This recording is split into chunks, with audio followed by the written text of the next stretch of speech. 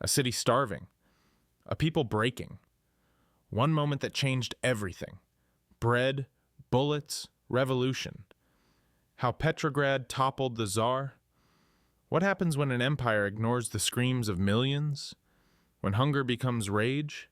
When rage becomes unstoppable? This is the story of how one city brought down a dynasty. Subscribe for more untold World War I histories. On the frozen streets of Petrograd in February 1917, the Russian Empire faced an enemy it could not shoot. Women stood in bread lines that stretched for blocks, their children crying from hunger while soldiers fought and died thousands of miles away on the Western Front. The war that was meant to unite Russia had instead hollowed it out. Factories shuttered, harvests failed. Nicholas II remained isolated in his palace, disconnected from a nation collapsing beneath the weight of nearly 3 million casualties. What began as desperation became defiance. On the 12th of March, something extraordinary happened that would reshape world history. The Volinsky Regiment, elite soldiers stationed to suppress the growing unrest, faced an order that broke them. They were commanded to fire on crowds of starving civilians. Instead, they turned their rifles on their own officers. One regiment's mutiny became 2, then 10, then hundreds. Soldiers who had endured the frozen trenches and senseless slaughter suddenly recognized the truth. Their enemy was not across distant battlefields, but in the palaces of their own government. In just days, approximately 1,443 people died in the streets of Petrograd, but 300 years of Romanov rule collapsed into dust. The story of how an empire fell begins not with grand strategy or political manifestos, but with an empty stomach and a soldier's conscience finally awakened. The winter of 1917 arrived in Petrograd with a ferocity that seemed to mock the city itself. Snow fell in thick, relentless sheets, blanketing the grand avenues and cramped tenement blocks with equal indifference. The capital of the Russian Empire, seat of the Romanovs for 3 centuries, was starving. Not gradually, not theoretically, but in the immediate, visceral way that transforms hunger from an abstract concern into a daily reality for millions of people. By the beginning of February, the city's bread ration had been cut to barely half a pound per person per day. For families with children, for the elderly, for workers whose labor demanded sustenance, this meager allotment represented an impossible choice. Eat today and face certain hunger tomorrow, or ration carefully and watch your strength diminish by the hour. The origins of this catastrophe lay not in sudden misfortune, but in years of accumulated failure. Russia had entered the Great War in 1914 with patriotic fervor and romantic notions of military glory. 3 years later, those notions had been buried in the frozen mud of 1,000 battlefields alongside approximately 1,811,000 military dead and another 1,500,000 civilian casualties. The war had devoured Russia's resources, its men, its morale, and finally its ability to feed itself. The railroad system, already strained by the vast distances of the Russian Empire, had become a servant of the military machine. Trains that might have carried grain and supplies to the cities instead transported soldiers to the front and wounded soldiers back to overcrowded hospitals. The agricultural heartland, depleted of able-bodied workers who had been conscripted into the army, produced less each year. Meanwhile, speculators and black marketeers hoarded food, driving prices beyond the reach of ordinary workers. The government, led by the increasingly isolated figure of Tsar Nicholas II and his unpopular wife, Alexandra, seemed either unwilling or unable to address the crisis. By February of 1917, Petrograd had become a pressure cooker. The city housed approximately 2 million people, and among them were some of the most politically conscious, organizationally experienced industrial workers in all of Europe. The factories that ringed the city, the Putilov works, The Viborg factories, the textile mills, employed hundreds of thousands of workers who had organized strikes before, who understood collective action, who harbored grievances not merely about hunger but about wages, working conditions, and the fundamental injustice of a system that asked them to sacrifice their lives while the aristocracy dined well. These workers had lived through the failed revolution of 1905, when strikes had paralyzed the city and the government had responded with both concessions and brutal repression. They remembered. They learned. The military situation compounded the crisis. Stationed in Petrograd were approximately 300,000 soldiers, members of the garrison units tasked with defending the capital and maintaining order. These were not frontline troops, though many had seen combat before rotating back to garrison duty. They were conscripts, drawn largely from the Russian ethnic working and peasant classes, men who came from the same villages and urban neighborhoods as the factory workers. Many had families in the city. Some had worked in factories themselves before the war. The soldiers were poorly supplied, their uniforms worn thin, their morale eroded by years of brutal warfare, inadequate food, and the knowledge that the war had become increasingly unpopular, even among the general population. Officers reported growing restlessness, increasing discipline problems, and a dangerous sympathy between soldiers and the striking workers in the city. The political establishment, meanwhile, existed in a state of denial and confusion. Tsar Nicholas II, who had taken personal command of the army in 1915, despite having no military training, remained largely absent from Petrograd, staying instead at his military headquarters. The Empress, widely despised for her German heritage and suspected of exerting undue influence over her weak husband, represented everything that seemed wrong with the regime. A succession of incompetent ministers had come and gone, appointed and dismissed, seemingly on whim. The Duma, Russia's parliament, possessed limited power but vocal members who publicly criticized the government's failures. Yet even as the political elite squabbled, the material conditions of ordinary people deteriorated daily. By early February, the bread situation had become acute enough that the government feared large-scale unrest. On the 7th of February, the Putilov Works, one of the largest factories in Petrograd, locked out its workers over a wage dispute. The lockout affected approximately 40,000 workers, many of whom had families dependent on their wages. On the 11th of February, the workers struck in response, and the strike quickly spread to other factories across the city. These were not always isolated labor disputes, but rather the opening moves of something far larger.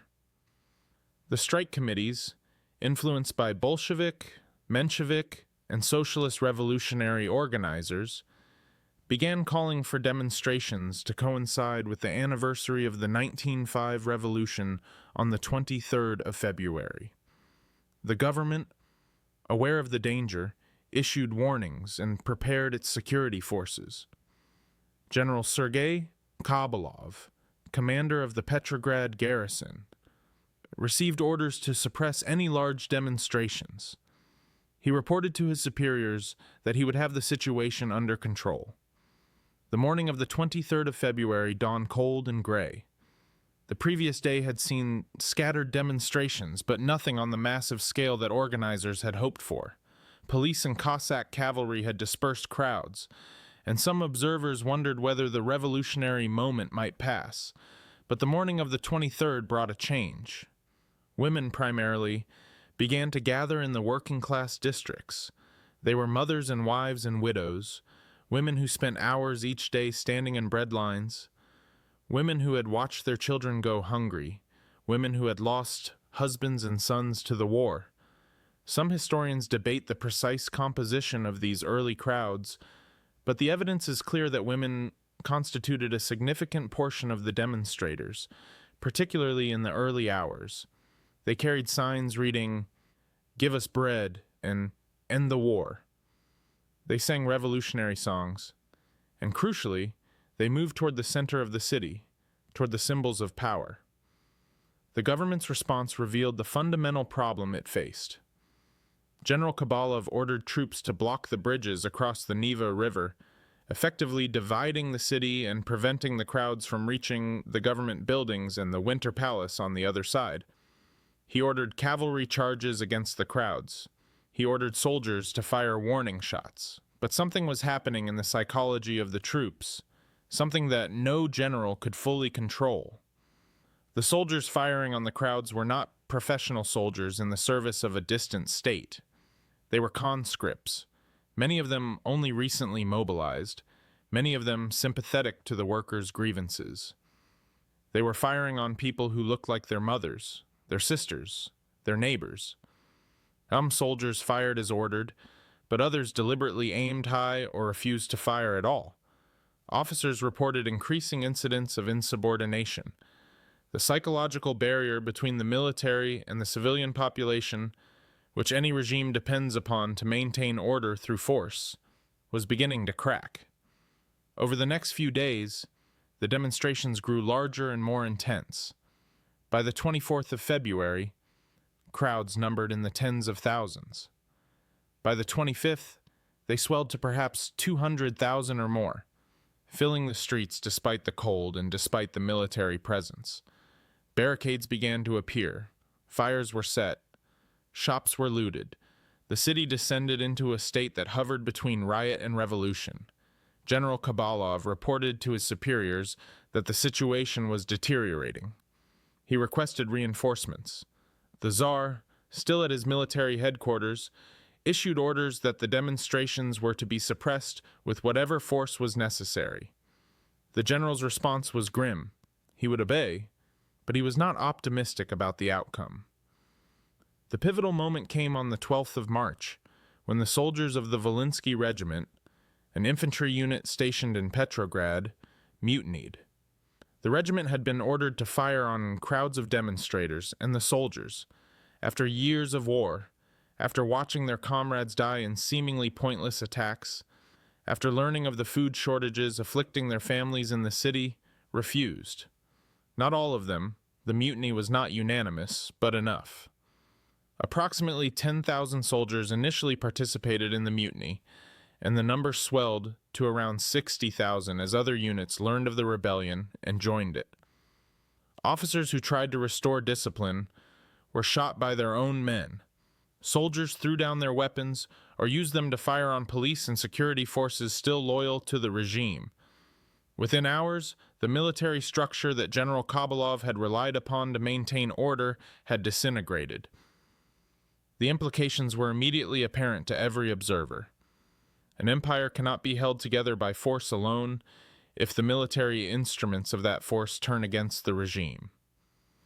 Throughout the history of empires and nations, the moment when soldiers refuse to fire on civilians, when they join with those civilians in demanding change, marks the true point of no return.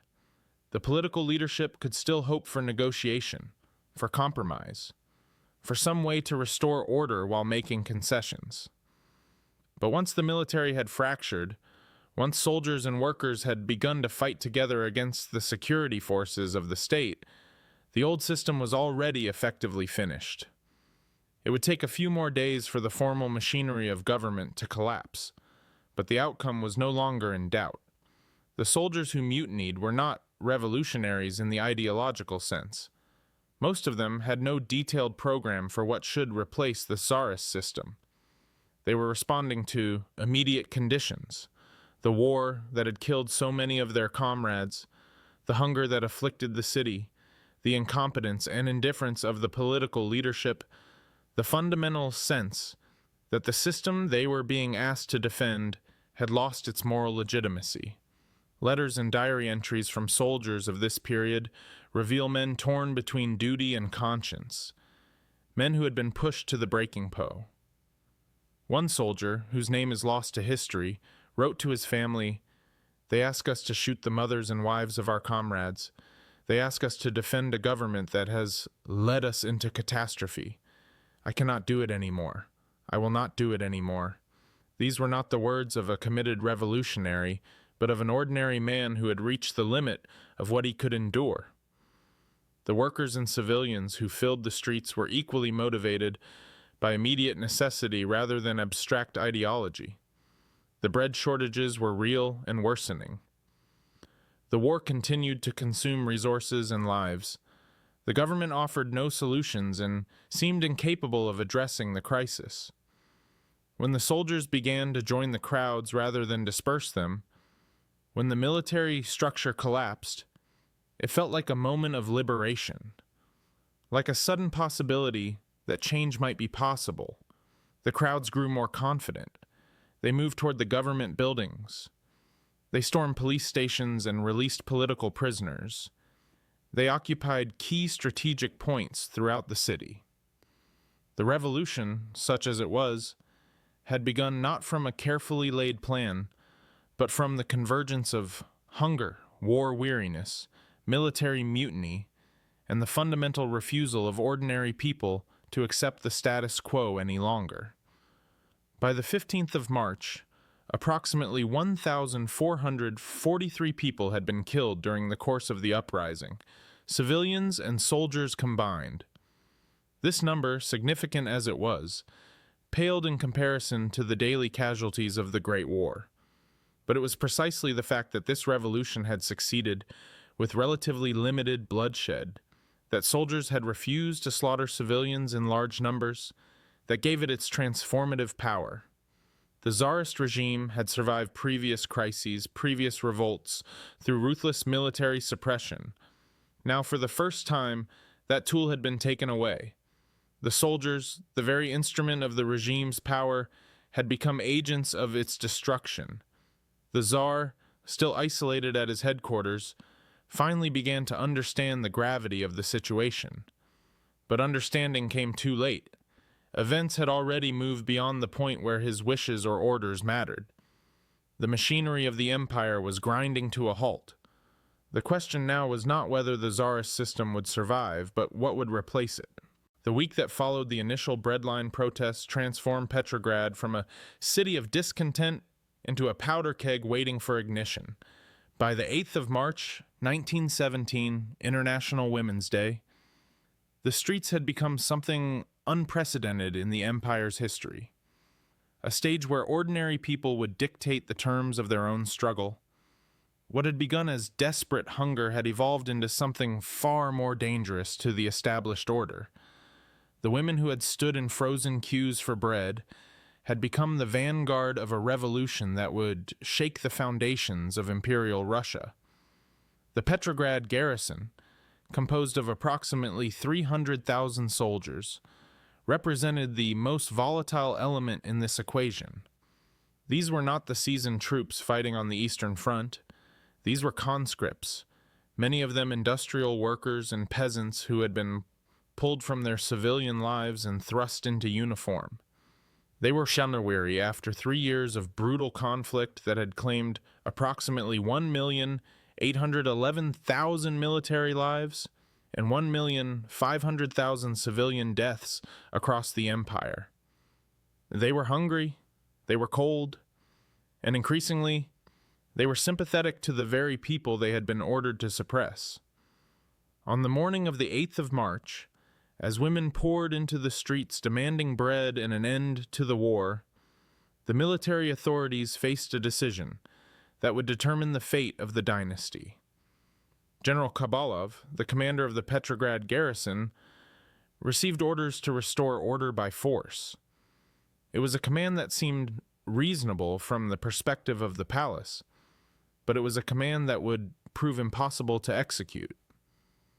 The general had approximately 300,000 soldiers theoretically under his command, yet he was about to discover that command itself was becoming an illusion. The initial confrontations were not violent massacres, but rather a series of awkward, tension-filled encounters. Soldiers faced protesters who included their own wives, sisters, and mothers. A cavalry regiment was dispatched to clear the streets near the Nevsky Prospect, the grand avenue that cut through the heart of the city. The horsemen rode toward the crowds, but something remarkable happened. The protesters did not flee. They stood their ground, and many soldiers, recognizing the courage of these civilians, refused to charge. Some accounts from the period describe soldiers lowering their rifles or deliberately riding around the crowds rather than through them. The psychological barrier between soldier and civilian, which the regime had counted upon to maintain order, was crumbling. The correspondence and diaries that survive from this period offer profound insight into the minds of these soldiers. Private Stepan Ivanov, a conscript from a Moscow factory, wrote in a letter home that would never be delivered, "We are ordered to shoot the mothers of Russia, but how can I shoot my own mother's face in the crowd? I see her in every woman who stands before us. The officers grow angry when we do not obey. But what obedience is worth the blood of the innocent?" Such sentiments were not unique. They reflected a growing consciousness among the rank and file that their orders and their conscience were in direct conflict. As the protests intensified through the 9th and 10th of March, the situation within the garrison itself became increasingly unstable. Officers attempted to maintain discipline, but their authority was hemorrhaging with each passing day. Soldiers gathered in small groups, discussing what they had witnessed, sharing their doubts, and gradually building the courage to refuse orders openly. The regime had relied for centuries on the unquestioning obedience of its military forces, but that obedience was predicated on soldiers believing in the legitimacy of the orders they received. That belief had evaporated. The turning point came on the 12th of March, 1917. This date marks the moment when the February Revolution transformed from a civilian uprising into a military mutiny. The Volinsky Regiment, one of the most prestigious units in the Petrograd garrison, was ordered to disperse a large gathering of protesters near the Vyborg district. The regiment's soldiers, numbering approximately 1,000 men, faced a choice that would echo through history. Their commander, Captain Maslenikov, gave the order to fix bayonets and advance on the crowd. Instead of obeying, the soldiers refused. More than that, they turned on their officers. The mutiny was not a spontaneous riot, but a deliberate, collective decision to break with imperial authority. What happened next was crucial to the revolution's success. Rather than remaining isolated, the Volinsky mutineers marched through the streets of Petrograd with their rifles and military discipline intact, but now directed toward a new purpose. They were no longer defenders of the Tsar. They had become instruments of the people's will. Other regiments, witnessing the Volinskys' bold action, made similar decisions. Initial estimates suggest that approximately 10,000 soldiers actively participated in the mutiny on that first day, but by the afternoon of the 12th, that number had swelled to approximately 60,000. The garrison was fragmenting along fault lines of loyalty and conscience. General Kabalov's authority collapsed almost as quickly as it had become irrelevant. He attempted to establish a defensive perimeter around key government buildings, but his orders were met with indifference or outright defiance. The general found himself commanding an army that no longer existed.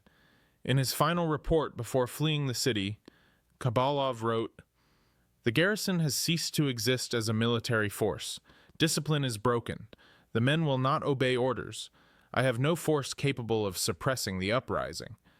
His words, while accurate, arrived too late to change anything. The moment of decision had passed. The opening of the prisons during these chaotic days added another dimension to the revolution's momentum. As soldiers and civilians seized government buildings, they encountered political prisoners held for their opposition to the regime. These individuals, many of them experienced revolutionaries who had spent years in confinement, suddenly found themselves released and able to participate in shaping events. Their presence provided intellectual leadership to what might otherwise have remained a purely spontaneous uprising. They helped organize the crowds, articulated demands that went beyond immediate needs for bread, and began to construct the institutional structures that would govern Petrograd in the revolution's aftermath. The food situation, which had sparked the initial protests, remained dire throughout these revolutionary days. Bread continued to be scarce, rationing was chaotic, and the city's supply lines remained disrupted. Ironically, the military mutiny did not immediately solve the hunger that had started the uprising. But for many participants, the revolution had transcended the question of bread. It had become a question of dignity, of political voice, of whether ordinary people could have any say in the decisions that governed their lives. The revolution's meaning had expanded beyond economics into the realm of fundamental political transformation. The Duma, the parliament that had existed since 1906 as a limited concession to reform, attempted to assert control over events. The Duma's more liberal members recognized that the old order was crumbling and sought to establish themselves as the legitimate authority to govern what would come in. However, they faced competition from another emerging institution, the Petrograd Soviet of Workers and Soldiers Deputies. This body, hastily organized but drawing legitimacy from its direct representation of the workers and soldiers who had made the revolution, represented an alternative vision of power.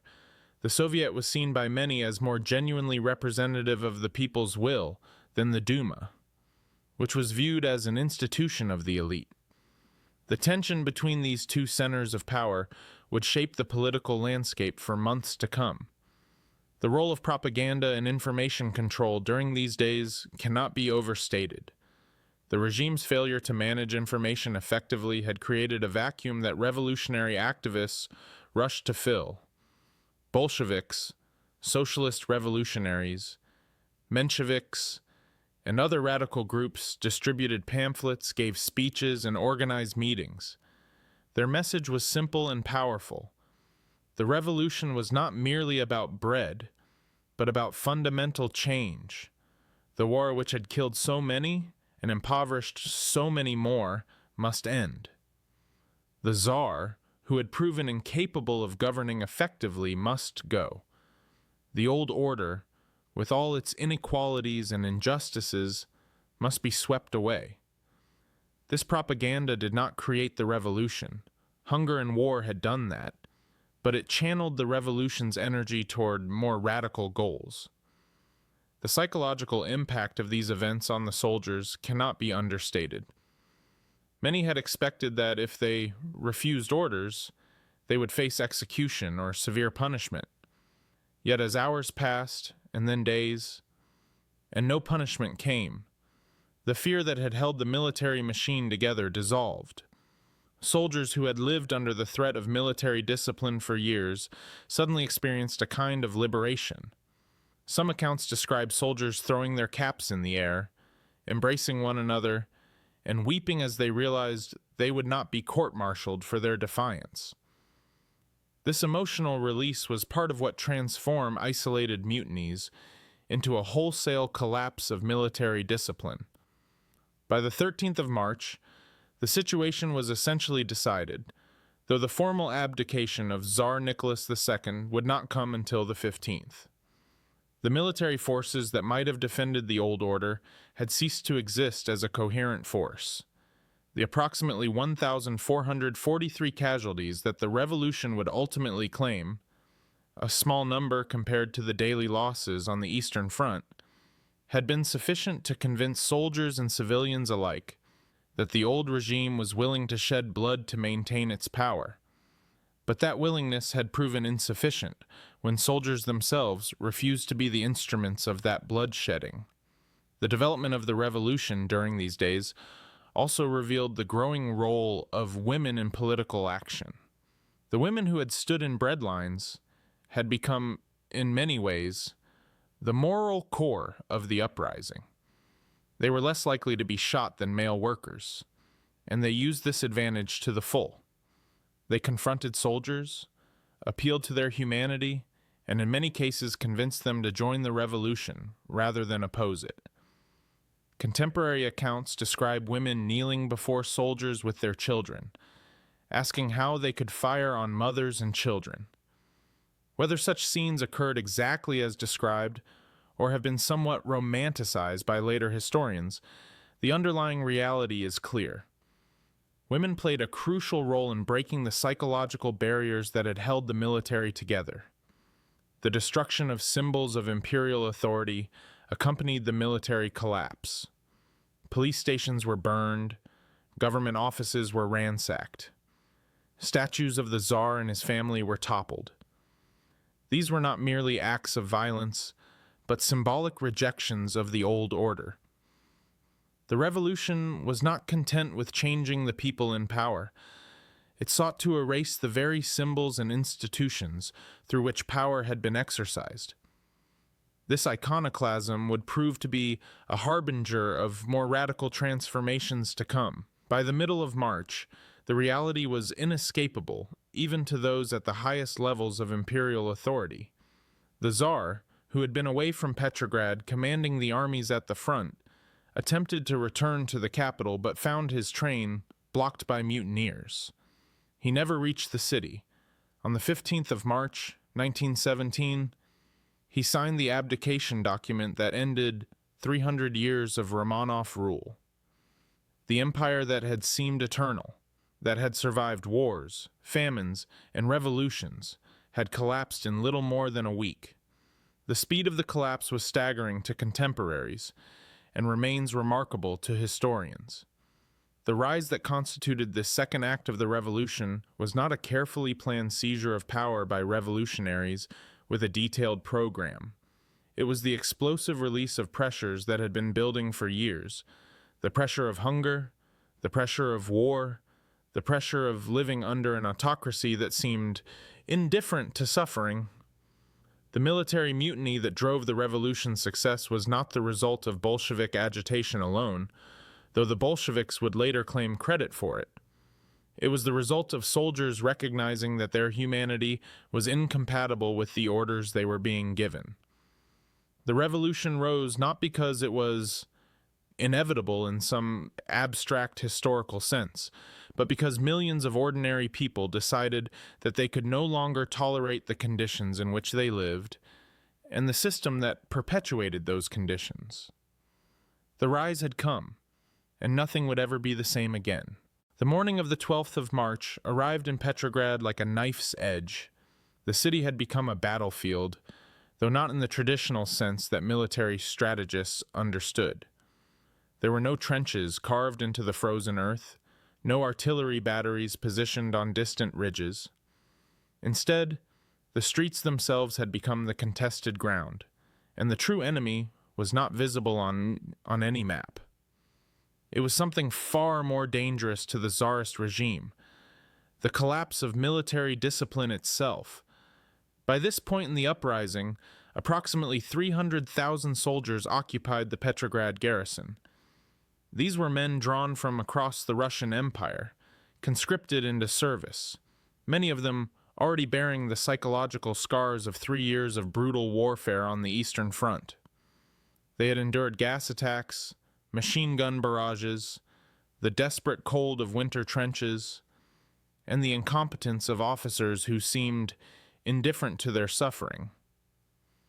Now, standing in the streets of their own capital, they faced an impossible choice: fire upon their own people or join them. General Kobalov, the commander of the Petrograd garrison, understood the gravity of the situation. He had issued orders on the 11th of March with absolute clarity. The troops under his command were to suppress the uprising with whatever force proved necessary. The Tsar himself, still cloistered at Tsarskoye Selo, had sent explicit instructions that order must be restored. The general had attempted to comply, dispatching soldiers to disperse crowds, to guard key government buildings, to restore the authority of the state. But something had fundamentally shifted in the consciousness of the troops. The old certainties no longer held sway.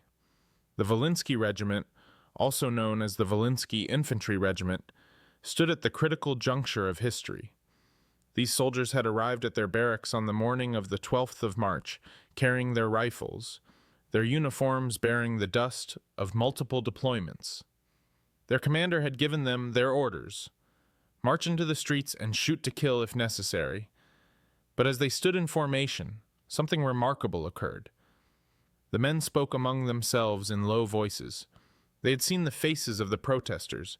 They had recognized the hunger in the eyes of the women and children demanding bread. They had heard the stories from their own families about the desperate shortages at home. And they had asked themselves a fundamental question. For whom did they truly fight? The historical record suggests that approximately 10,000 soldiers initially participated in the active mutiny, though this number swelled dramatically as the day progressed. By the afternoon of the 12th, the figure had reached approximately 60,000 soldiers who had either openly refused orders or actively joined the revolutionary crowds. It was not a coordinated rebellion in the traditional military sense.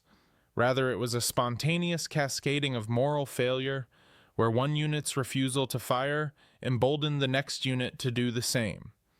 The soldiers of the Volinsky Regiment made their decision. They would not shoot. When ordered to advance on a crowd of protesters near their barracks, they instead stacked their rifles and walked toward the crowds with their hands visible. Some soldiers wept as they embraced the very people they had been ordered to kill. The symbolic power of this moment cannot be overstated. The regime's monopoly on violence, which had held the Russian Empire together for centuries, was shattering like ice beneath spring water. Other regiments followed. The Litovsky, the Keksholmsky, the Moskovsky, unit after unit refused to obey their officers. Some commanders attempted to restore discipline by threatening execution. These threats rang hollow in an atmosphere where authority itself had become a meaningless abstraction. The soldiers understood that they vastly outnumbered any loyal troops, and they understood that the people supported them. The mathematics of power had shifted irrevocably. The chaos that erupted in Petrograd during the afternoon and evening of the 12th of March reflected this fundamental transformation.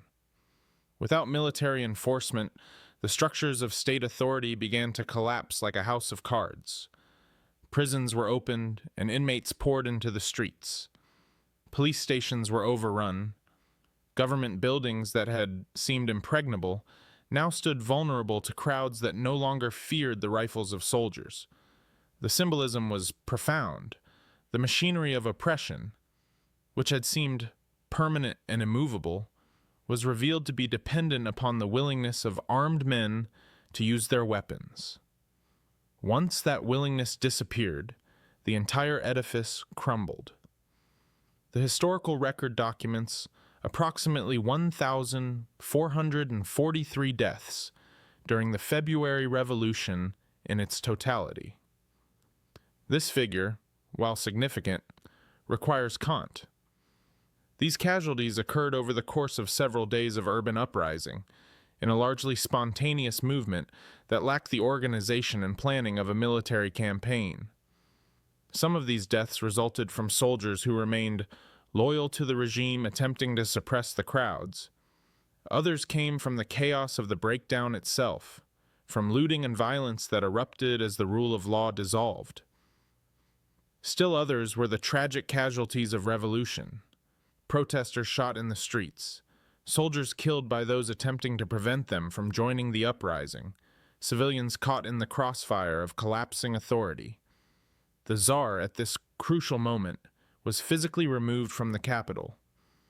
Nicholas II remained at Tsarskoye Selo, approximately 15 miles distant from Petrograd, receiving reports that grew increasingly dire with each passing hour.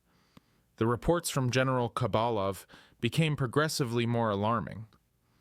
By the afternoon of the 12th of March, the general was forced to admit that he no longer controlled the garrison. His orders were being ignored. His authority was being openly defied. The troops were joining the revolutionaries rather than suppressing them. The Tsar's response to these reports demonstrated a fatal disconnection from reality. Rather than attempting to negotiate, rather than offering concessions that might satisfy the protesters, Nicholas II issued orders for more severe repression. He instructed his generals to crush the uprising with whatever force proved necessary. But the force he believed existed no longer obeyed his commands. The machinery of state violence had transformed from an instrument of the Tsar's will into an independent actor, increasingly sympathetic to the very people the regime sought to suppress. The political vacuum created by military collapse had to be filled by someone. Two institutions emerged as competing centers of power: the Duma, which represented the traditional political and economic elite, and the Petrograd Soviet, which emerged spontaneously from the workers and soldiers themselves. The Petrograd Soviet, in particular, came to be seen as the more authentic representative of the revolutionary masses. It included workers' representatives, soldiers' delegates, and radical intellectuals who had been waiting for precisely this moment of opportunity. The soldiers themselves became a crucial constituency in this political struggle. Diaries and letters from the period reveal the profound disillusionment that permeated the ranks. One soldier, whose name has been lost to history, but whose words survive in the archives, wrote, "We have seen enough of dying for nothing. We have seen enough of officers who care nothing for our lives. When we are asked to shoot at women demanding bread, we must ask ourselves, what are we defending? What empire justifies the hunger of children?" Such sentiments were widespread among the troops, particularly those who had endured years of brutal warfare on the Eastern Front. The trauma of the First World War had transformed the psychology of the Russian soldier. The military had suffered catastrophic losses in the early years of the conflict: the battles of Tannenberg and the Masurian Lakes, the Brusilov offensive, the desperate assaults against entrenched German positions. All of these had exacted a terrible price in human life. Soldiers who survived often carried wounds both visible and invisible. They had seen their comrades die in massive numbers for what they perceived as strategic blunders. They had endured winter campaigns in inadequate clothing and with insufficient food. They had been promised victory and had received only more suffering. By 1917, the patience of the Russian soldier had been exhausted. When the moment came to choose between the old regime and the revolutionary crowds, many soldiers chose the crowds. They chose the possibility of change, however uncertain. They chose solidarity with those who shared their hunger and their suffering. They chose, in effect, to end the war by bringing down the government that perpetuated it. The breakdown of discipline spread through the garrison with remarkable speed. Officers who attempted to maintain control found themselves isolated and powerless. Some were killed by their own men in acts of revolutionary violence. Others fled the city, recognizing that their authority had evaporated. Still others, in an act of historical irony, joined the revolutionary crowds themselves, hoping to preserve some role in the new order that was rapidly emerging. By the evening of the 12th of March, the situation had become clear to all observers. The Tsar's government in Petrograd no longer existed in any meaningful sense. The police had disappeared from the streets. The military had mutinied. The prisons had been opened. Government buildings were occupied by revolutionary crowds. The machinery of state repression, which had seemed so formidable just days earlier, had dissolved into chaos. The intelligence failures of the regime deserve mention in any accounting of this crisis. The Tsarist government had fundamentally underestimated the scale of popular discontent and the willingness of soldiers to mutiny. Reports from the secret police suggested that, while unrest existed, it could be managed through traditional means of repression. The regime had not seriously considered the possibility that its own soldiers might turn against it. This represented a catastrophic failure of understanding, a failure rooted in the assumption that military discipline would hold regardless of circumstances. The food situation in Petrograd remained dire throughout this period. The information vacuum created by the regime's inability to manage the crisis had made rumors about bread supplies even more potent than the actual shortages. People believed that food existed, but was being hoarded by the government or by speculators. Whether or not this was entirely true, the perception was enough to fuel revolutionary fervor. The Tsar's refusal to heed advice to release emergency food supplies or to negotiate with the crowds had transformed what might have been a manageable crisis into a revolutionary upheaval. The international dimensions of this crisis were not lost on observers. Russia's allies in the First World War, particularly Britain and France, watched with deep concern as the Petrograd uprising unfolded. A Russian withdrawal from the war effort would fundamentally alter the strategic balance on the Eastern Front. Germany could redirect its armies westward, potentially breaking the stalemate that had characterized the Western Front. For the Allies, the overthrow of the Tsar represented a catastrophe of the first magnitude, even as they hoped that a new Russian government might prove more committed to continuing the war effort. The Bolsheviks and other revolutionary groups capitalized on the military failures and popular discontent with remarkable effectiveness. Propaganda that had seemed marginal just weeks earlier now resonated powerfully with soldiers and workers who were desperate for change.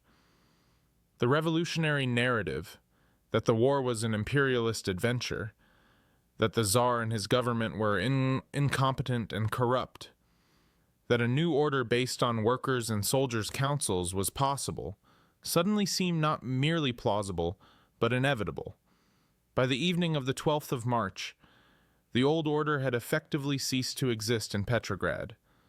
The Tsar still occupied his throne, but the machinery of his power had disintegrated. General Kabalov's garrison, which had numbered approximately 300,000 soldiers just days earlier, had transformed from an instrument of state repression into the vanguard of revolution. The soldiers, having made their choice, now faced an uncertain future. They did not know what would come then. They could not predict whether the revolution would lead to bread or to further suffering, but they knew that the old order was finished, and that was enough. The psychological and emotional dimensions of this moment were profound. Soldiers who had been trained to obey without question suddenly found themselves making moral choices. Officers who had been accustomed to unquestioning subordination suddenly found themselves powerless. The entire hierarchy of the Russian military, which had seemed immutable, had been revealed as dependent upon consent. Once that consent was withdrawn, the hierarchy collapsed into dust. The women who had stood in breadlines, the workers who had organized strikes, the soldiers who had endured years of warfare, all of these had converged at a single point in history, and in that convergence, they had created something new. They did not yet understand what it would become. They could not have predicted the course of events that would follow, but in the moment of the 12th of March, they had accomplished something that the Tsar and his advisors had believed impossible. They had brought down the machinery of imperial power. The Tsar, still at Tsarskoye Selo, began to contemplate the unthinkable. Orders were issued for loyal troops to march on Petrograd and restore order by force. But no loyal troops existed in sufficient numbers. The garrison had mutinied. The commanders could not be trusted. The situation was deteriorating by the hour. What had seemed like a manageable crisis on the 8th of March had transformed, in just 4 days, into the complete collapse of state authority in the capital. The turning point had arrived. The crisis that would determine the fate of the Russian Empire was no longer a matter of whether the government could suppress the uprising, but whether any form of government could be established to replace the one that was disintegrating. The soldiers had made their choice, and in doing so, they had made the choice for all of Russia. The age of the Romanovs was ending, though neither those who benefited from the old order nor those who would create the new one fully understood what would emerge from the ashes of the empire. The Tsar's abdication on the 15th of March, 1917, came not as a dramatic confrontation, but as a whisper of inevitability. Nicholas II having fled Petrograd in a sealed train heading toward the imperial residence at Tsarskoye Selo, found himself trapped between two impossible choices. The Duma, that parliament he had so often dismissed, now stood as the only institution with any remaining legitimacy.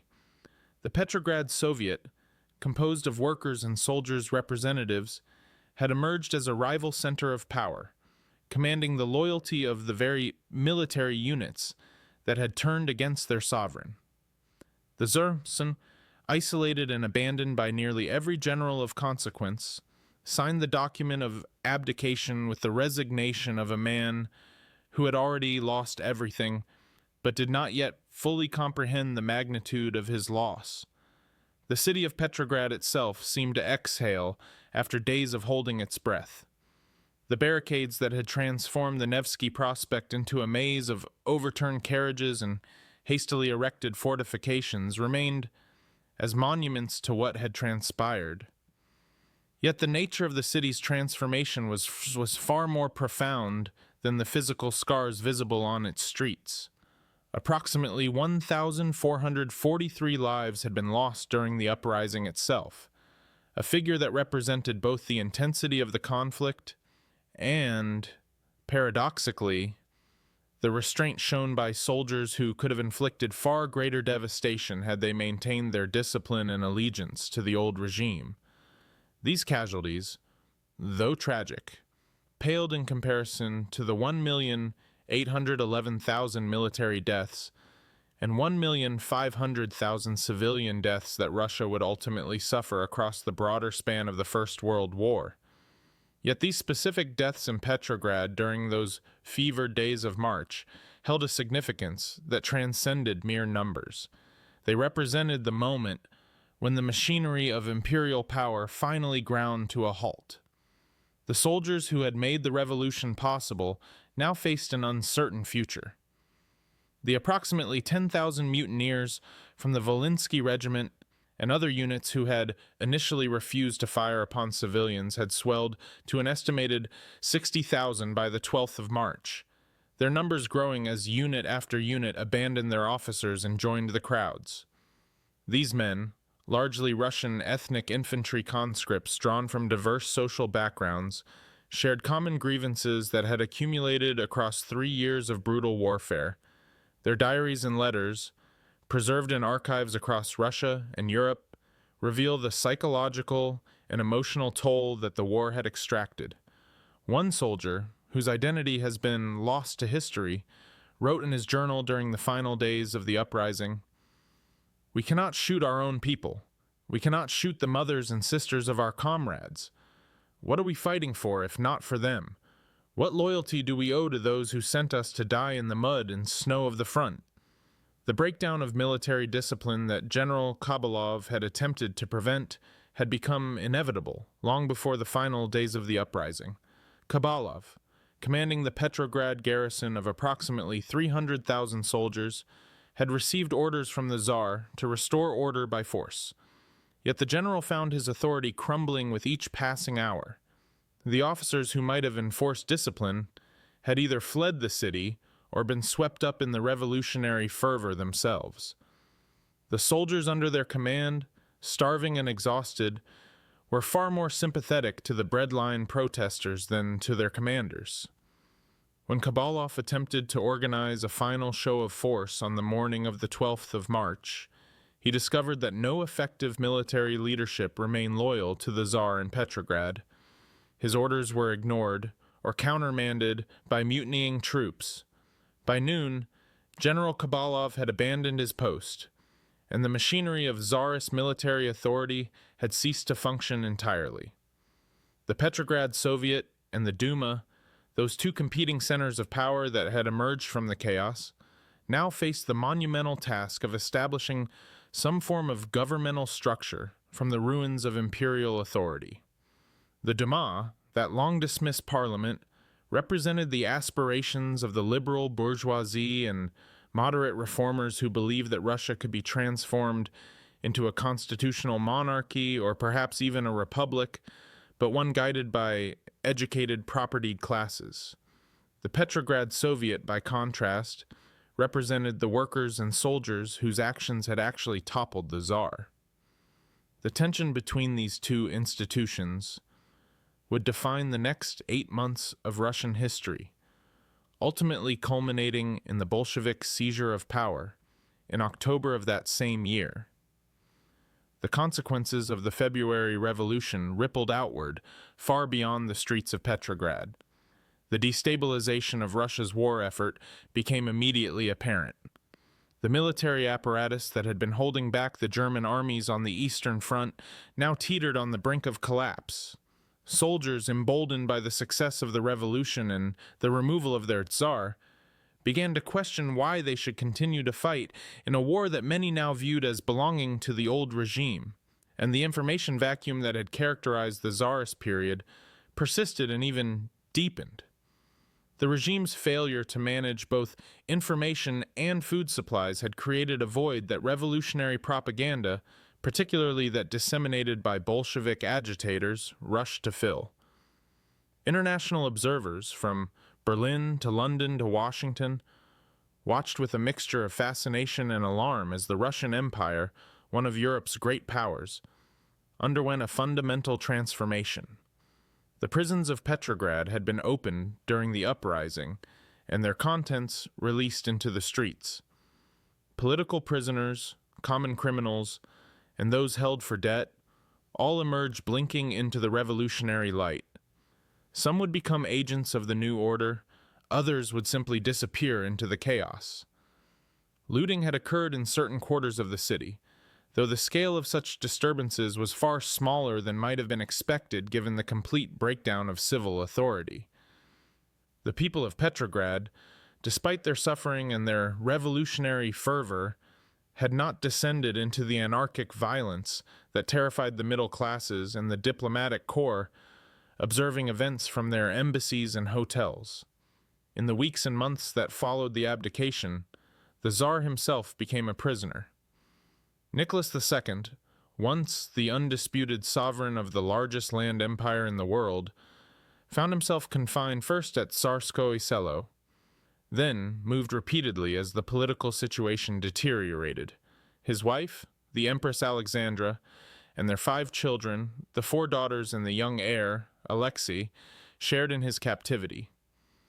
The imperial family that had ruled Russia for 3 centuries, that had commanded armies and empires, was now entirely dependent upon the sufferance of those they had once commanded absolutely. The Tsar's refusal, even in his final days of power, to heed advice to release emergency food supplies or negotiate with moderate reformers, had sealed not merely his political fate, but, as events would ultimately reveal, the fate of his entire family. The soldiers who had made the revolution possible now had to reckon with what they had created. Many of these men, whose war weariness and disillusionment had transformed them from obedient servants of the Tsar into revolutionary actors, found themselves caught between competing visions of what Russia should become. Some envisioned a democratic state where workers and soldiers would have genuine power. Others, particularly those influenced by Bolshevik agitators and revolutionary ideology, imagined a complete overturning of society, a workers' state that would eliminate class distinctions entirely. Still others simply wanted the war to end, bread to appear on the tables, and the killing to cease. The strategic landscape of Eastern Europe had been fundamentally altered by the events of those days in March. The German High Command, initially alarmed by the revolution, soon realized that it presented an extraordinary opportunity. A destabilized Russia, torn by internal conflict and struggling to maintain its military capacity, could be defeated or, at minimum, forced to seek a separate peace. The calculation that would eventually lead to the famous sealed train carrying Vladimir Lenin from his Swiss exile back to Russia was already beginning to form in the minds of German strategists. The February Revolution, born from the hunger of Petrograd's women and the refusal of soldiers to fire upon civilians, was already beginning to transform into something far larger and more ominous. The civilian population of Petrograd, those whose suffering had sparked the uprising in the first place, faced an ambiguous future. The breadlines that had driven women into the streets remained a problem, though now it was a problem for a revolutionary government rather than an imperial one. The promise implicit in revolution, that the suffering would end, that justice would prevail, that the new order would be more equitable and more humane than the old, had yet to be tested against the hard realities of governance during wartime. The psychological effects of the revolution were profound. People who had lived their entire lives under absolute autocracy were now being asked to imagine themselves as citizens of a new order. Yet the specific shape of that order remained unclear and contested. The legacy of the February Revolution extended backward as well as forward. The uprising had vindicated, in the eyes of many, the revolutionary movements that had been struggling against Tsarism for decades. The socialist revolutionaries, the social democrats, and the various anarchist groups all claimed some credit for the revolution, though in truth, the uprising had been largely spontaneous and had surprised many of the revolutionary organizations themselves. The Bolsheviks, in particular, had been caught somewhat off guard by events in Petrograd. Lenin was in exile in Switzerland when the revolution occurred. Yet the Bolsheviks, with their superior organizational capacity and their willingness to pursue revolutionary goals to their logical conclusion, would prove far more effective than their rivals at navigating the turbulent months that lay ahead. The international ramifications of the February Revolution were staggering. The Allied powers, Britain, France, and the United States, all had invested enormous resources in supporting Russia's war effort against Germany and Austria-Hungary. The sudden destabilization of the Russian government created profound anxiety in Western capitals. There were hopes that a new, more vigorous Russian government might reinvigorate the war effort.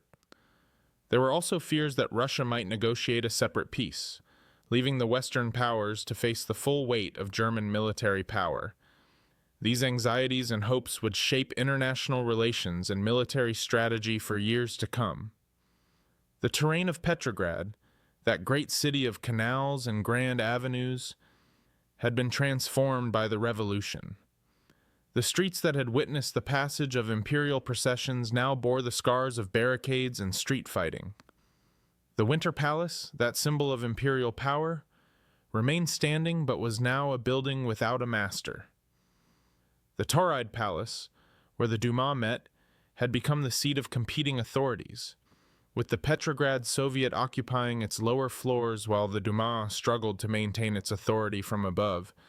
The geography of power in Petrograd had been rewritten in just a few days, and that rewriting would have consequences that would echo across the 20th century. The casualty figures from the February Revolution, while comparatively modest, approximately 1,443 killed, represented real people, real families, real losses. Behind each number stood a story of suffering and sacrifice, soldiers who had refused orders and been executed by their fellow soldiers, workers who had been shot down in the streets, police and Cossacks who had switched sides and then faced retribution from those loyal to the old regime. The human cost of revolution, though smaller than the costs of the ongoing World War, was nonetheless significant and profound. The documents and decrees that emerged from the revolutionary government in those early days reveal both the idealism and the chaos of the moment. The provisional government, formed by moderate members of the Duma, issued pronouncements about civil liberties, the convocation of a constituent assembly, and the promise of fundamental reform. Yet this same government, pressured by its allies and conscious of Russia's international obligations, also made the fateful decision to continue Russia's participation in the First World War. This decision would prove to be a catastrophic error, alienating the soldiers and workers whose support was essential to any government's survival, and ultimately paving the way for the Bolshevik Revolution that would occur just 8 months later. The Revolution of February 1917 represented a turning point not merely in Russian history but in world history. It demonstrated that even an autocratic empire, apparently secure in its power and supported by enormous military forces, could be toppled by the combination of popular discontent, military refusal, and the grinding pressures of total war. Yet the revolution also demonstrated the dangers and uncertainties that accompanied such upheaval. The removal of the old order did not automatically create a new, better order. The vacuum created by the collapse of Tsarism would be filled, over the coming months, by forces and ideologies that would transform Russia, and ultimately the entire world, in ways that few could have predicted in those heady days of March 1917. The soldiers who had made the revolution, the workers who had struck, the women who had stood in bread lines and refused to be ignored, these people had changed history. Yet they had done so largely without knowing what consequences their actions would produce. The legacy of the February Revolution was thus ambiguous and contested. It represented both the triumph of popular will over autocratic power and the beginning of a process that would ultimately lead to a new form of authoritarianism, perhaps even more total and comprehensive than the one it had replaced. The revolution that began with a cry for bread and was sustained by soldiers' refusal to fire upon civilians would ultimately usher in an era that would test the limits of human endurance and political possibility in ways that the people of Petrograd in March 1917 could scarcely have imagined. The Tsar, that distant figure who had ruled from the palaces of Tsarskoye Selo, had been toppled not by armies marching against him, but by the refusal of his own armies to obey his commands. General Kabalov's inability to suppress the uprising through force, the Volinsky Regiment's mutiny, the broader refusal of approximately 60,000 soldiers to maintain discipline and fire upon civilians, these events had revealed a fundamental truth about power. Authority ultimately depends upon the willingness of those with force to exercise that force on behalf of those who claim authority. When that willingness disappears, authority evaporates with startling speed. The events of the February Revolution had demonstrated this truth with crystal clarity. The city of Petrograd, exhausted by revolution and still gripped by hunger, now faced an uncertain future. The bread that women had demanded in the breadlines remained scarce. The war that had sparked so much of the discontent continued to rage on the Eastern Front. The political structures that emerged from the revolution remained contested and fragile. Yet something fundamental had changed. The people of Russia, or at least the people of Petrograd, had discovered that they possessed agency. They had toppled a czar. They had refused orders that violated their conscience. They had made history. What would come next remained to be written, but the old certainties had been shattered forever. The February Revolution thus stands as both an ending and a beginning. It marked the conclusion of 3 centuries of Romanov rule and the effective termination of Tsarist autocracy. Yet it also marked the beginning of a period of revolutionary transformation that would reshape Russia and reverberate across the world. The soldiers, whose diaries and letters reveal their war weariness and disillusionment, had become, in those crucial days of March, the agents of historical change. The workers and women whose suffering had sparked the uprising had demonstrated the power of collective action. The legacy they created would be contested, debated, and reinterpreted for generations to come. But the fact of their achievement, the toppling of the Tsar, the refusal of empire, the assertion of popular will, could never be erased or diminished. In the streets of Petrograd, during those cold days of March 1917, history had pivoted on its axis. The world that emerged from that pivot would be profoundly and irrevocably different from the world that had come before. Thanks so much for watching. I hope you enjoyed learning about this incredible piece of World War I history with me. If you found this video interesting, please hit that like button and subscribe to the channel so you don't miss our upcoming stories.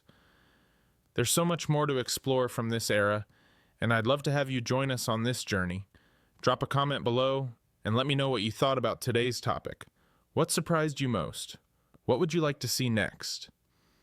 Your feedback really means the world to me and helps shape what we cover. We've got some amazing stories lined up, so stay tuned.